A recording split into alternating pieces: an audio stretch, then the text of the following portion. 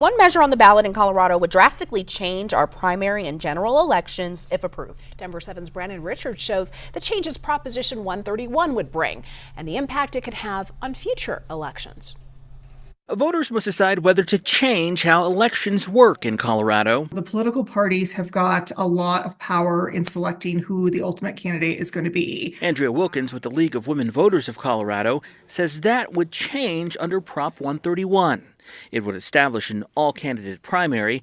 Every candidate, regardless of party, would appear on the same primary ballot. The top 4 winners would advance to the general election, where voters would use ranked choice voting. With ranked choice voting, voters vote for their candidate by preference. A candidate needs at least 50%, a majority, in order to be declared the winner. If no candidate receives 50%, then the candidate that received the fewest number of votes is eliminated. And the people who voted for that particular candidate, well, their votes are still counted. It just goes to their second choice.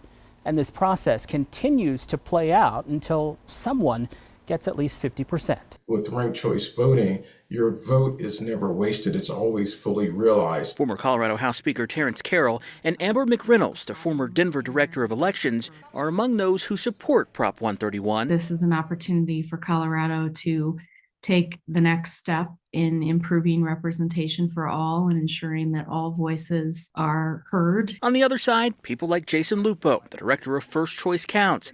He says Prop 131 will benefit special interests and dark money groups, not voters. They're spending a lot of money to try to implement ranked choice voting. It's the first step in them essentially buying elections. He also believes the changes will be too confusing and worries voters will have their ballots thrown out for making mistakes. We're getting a system where if you don't thoroughly understand what it is you're trying to do, your vote's not going to count.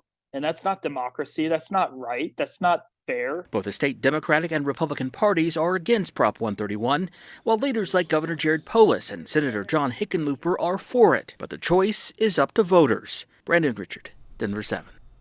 Proposition 131 would apply to elections for certain federal and state offices, including U.S. Senator, U.S. Representative, governor, and state legislators. It would not apply to presidential elections or local government elections. And